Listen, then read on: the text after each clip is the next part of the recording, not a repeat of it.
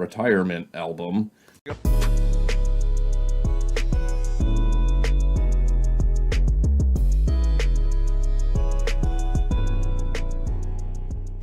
Hey guys, how's it going? Here we are once again. The name's Eric, here with me madre.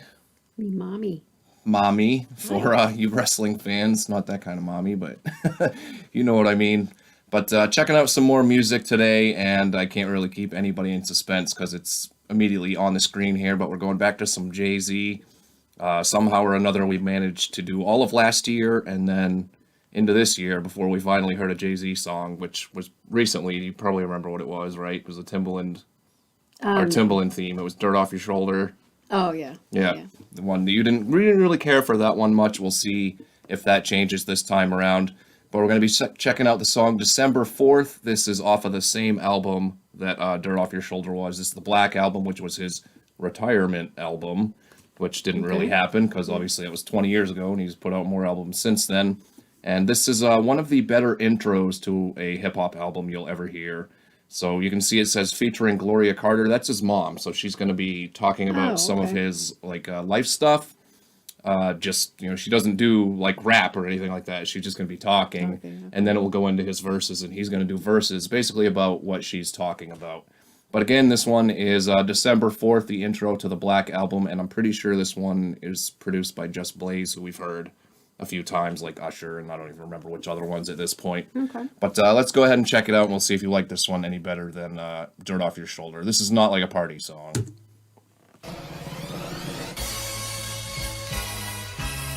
Sean Carter was born December 4th. That's obviously her. Weighing in at 10 Some awards pounds, show. 8 ounces. He was the last of my 4 children. The only one who didn't give me any pain when I gave birth to him. And that's how I knew that he was a special child. I like this sample, but I don't know what it is. What's wrong? You look like you lost your best friend. You look like you lost your best friend. Kind of sounds like a South Park character because they turned the voices up. They say they never really miss you till you dead or you gone. So on that note, I'm leaving after the song. So you ain't gotta feel no way about Jay so long. But at least let me tell you why I'm this way. Hold on. I was conceived by Gloria Carter and Agnes Reeves, who made love under the sycamore tree. That's such a good which one. Makes me a more sicker MC. Because they made love under the sycamore tree. So through the years, I gave her her fair share. I gave her first real scare. I made it for birth when I got here. She knows my purpose wasn't purpose. I ain't perfect, I care. But I feel worthless cause my shirts wasn't matching my gear. Now I'm just scratching the surface cause what's buried under there was a kid torn apart once his pop disappeared. I went to school, got good grades, could behave when I wanted. But I had demons deep inside that were raised when confronted. Hold on. Sean was a very shy. Alright, we'll pause right there. So kind of a quick one, but you see what I mean? She's talking about like how the way he was born and how he came into the world, and then he immediately goes into his rhymes and he's like, I was conceived by Gloria Carter and Agnes Reeves, made love under this. So he's talking about all the same things, but just in like a totally different way. And for you and anybody else that's watching these videos up in the corner, not the music video. These are just like, I don't know what these are. This was just the lyric video that I could find. Yeah. But what do you think about it early on here? I think that was a big ass baby. 8 pounds? I wouldn't know what a big ass 10 baby. pounds, 8 ounces. Did he say 10 pounds? I don't even remember. I thought it was 8 pounds 10, but either way, that's, I don't know. I have trouble with big poops, so I couldn't only imagine pooping a baby out. I think she said 10 pounds, 8 ounces. Either way, that's only a 2 pound difference, so that's still pretty big in my book. That's huge, yeah. I'm not sure yet. I'm trying to keep up. I'm trying to catch up with the lyrics because he's going so fast. Yeah, well, that was kind of a quick one there, like I said, but we'll probably let this go for a couple and then we'll pause again. So let's get back to it. Yeah. Shy child growing up.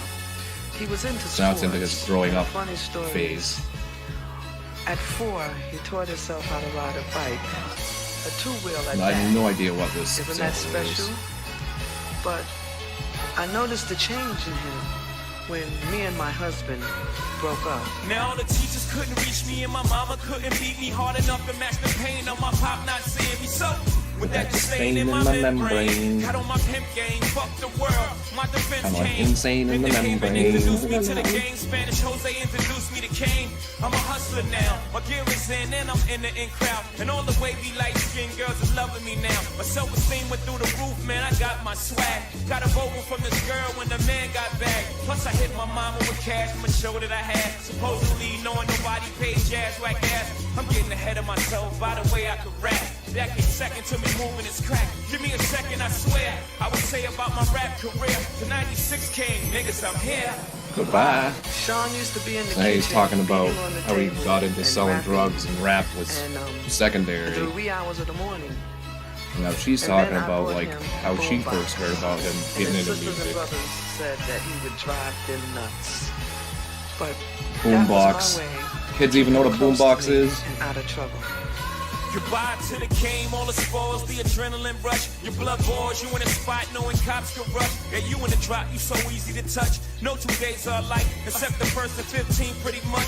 And trust is a word you seldom hear from us. Hustlers, we don't sleep, we rest one eye up. And the drought can define a man when the well dries up. You learn to work the water, without work you thirst till you die. Yep. And niggas get tied up for product, and little brothers, ring fingers get cut up to show mothers they really got them. And this is the stress I live with till I decided to try this rap shit for a living. I pray I'm forgiven for every bad decision I made, every sister I played.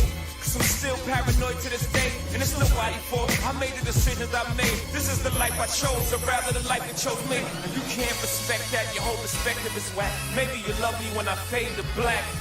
If you can't respect that, your whole perspective is whack. Maybe you love me when I fade to black. Now if you can't respect that, your whole perspective is whack. Where'd that come from?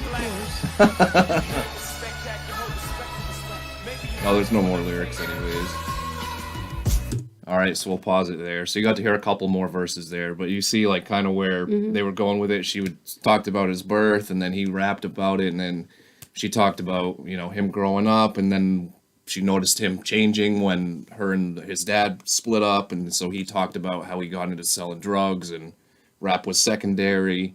And then the last one, she was talking about how she noticed he was starting to get into music, so she kind of like supported that and like pushed him in that way, talking about the boom box and everything. And then he finally decided to pick that up, and he was talking about goodbye to the game, like goodbye to the drug game, because he was leaving all that shit behind him, basically. But it kind of like, I don't know, knowing that this is like the intro to an album that continues to tell like the whole story, I think that kind of changes the perspective of it. But yeah, no more lyrics left, so let's check out some more of that sample. I don't know what it is.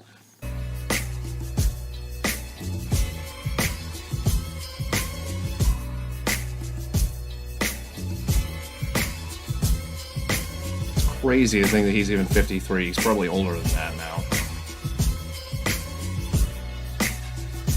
That's why whatever that horn is in the background. I know, I always like the horns.